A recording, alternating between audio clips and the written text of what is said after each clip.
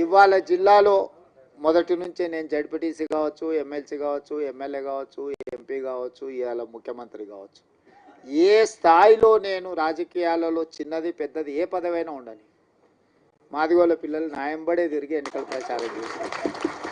నేను ముందు నుంచి చెప్పిన, ఇప్పుడు కాదు, 2014లో తెలంగాణ రాష్ట్రం ఏర్పడ్డ తర్వాత అసెంబ్లీలో తీర్మానం పెట్టండి, ఈ ఎస్సీ వర్గీకరణకు తెలంగాణ కొత్తగా ఏర్పడ్డ తెలంగాణ రాష్ట్ర ప్రభుత్వం అనుకూలంగా ఉన్నది అని కేంద్ర ప్రభుత్వానికి తీర్మానం పంపించండి అని సావధాన తీర్మానం ప్రవేశపెడితే ఆనాటి ముఖ్యమంత్రి గారు నన్ను, మిత్రుడు సంపత్ కుమార్ని, సాండ్రా వెంకటవీరయ్యని సభలో నుంచి బహిష్కరించాడు.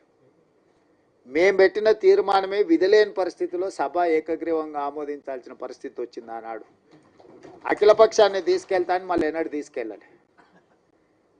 సరే, మీరు కొంతకాలం ఓపికగా చూసిర్రు, అవకాశం ఇచ్చిండ్రు, మీకు సహనం ఓపిక ఎక్కువ. మీరు 10 ఏళ్ళు అవకాశం ఇచ్చుకుంటా ఈరోజు రేపు ఈ సంవత్సరం వచ్చే సంవత్సరం ఆపై సంవత్సరం జరగకపోతుందా అని ఎదురు చూసిర్రు.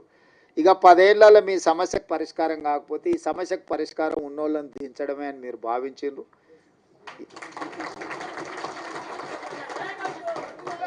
మీరు అవకాశం ఇస్తే మొదటి సంవత్సరంలోనే సుప్రీంకోర్టులో జడ్జిమెంట్ వచ్చిన, సుప్రీంకోర్టులో కేసులు సంవత్సరాల కొద్ది వాయిదా పడుతుంటే నేను అయిన తర్వాత దామన్నని పిలిచిన, మన ఎమ్మెల్యేలు అందరిని పిలిచిన, అక్కడ సుప్రీంకోర్టులో కేసు వాయిదాలు పడుకుంటూ పోతుంది, ఇంకా దీన్ని వాయిదాలు వేయడానికి వీలు లేదు, మనమే ప్రత్యేకంగా ప్రభుత్వం నుంచి ఉద్దండులైన న్యాయవాదులను నియమిద్దామన్నా, నువ్వు ఢిల్లీకి వెళ్ళు, ఎమ్మెల్యేలు అందరిని తీసుకొని అని చెప్పి వేముల వీరేశాన్ని, మందుల శామ్యుల్ను, గవ్వంపల్లి సత్యనారాయణ, లక్ష్మణ్ని, అందరినీ ఎమ్మెల్యేలు అందరినీ దామన్నకు తోడిచి ఒక కమిటీ లాగా ఢిల్లీకి పంపించి మన సిద్ధార్థ్ లూత్రాను, అభిషేక్ సింఘ్వీని, వీళ్ళందరినీ న్యాయవాదులను అందరినీ మన తరఫున సుప్రీంకోర్టులో బలంగా కేసును బెంచ్ మీదకి తీసుకొచ్చి బలంగా వాదనలు వినిపించినాం. ఎందుకు వర్గీకరణ చేయాలని దాని మీద.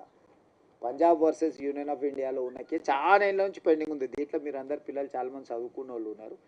ఏళ్ళ కొద్దీ వాయిదాలు పడుతున్న దాన్ని 7 మంది న్యాయమూర్తులు ఒక దగ్గర కూర్చోవడం అనేది అంత అలకగా పని కాదు. ఒకరు కూర్చునుడే కష్టం ఉంది. ఇవాళ రేపు 7 మంది ఒక్కసారి ఇట్లా లైన్గా కూర్చొని మీ వాదనలు వినాలంటే కంటిన్యూస్గా వాదనలు వినిపించి సుప్రీంకోర్టును మెప్పించి సుప్రీంకోర్టులో జడ్జిమెంట్ తీసుకొచ్చి ఆ జడ్జిమెంట్ను ఏ రాష్ట్రం ఈ దేశంలో అమలు చేయలేదు.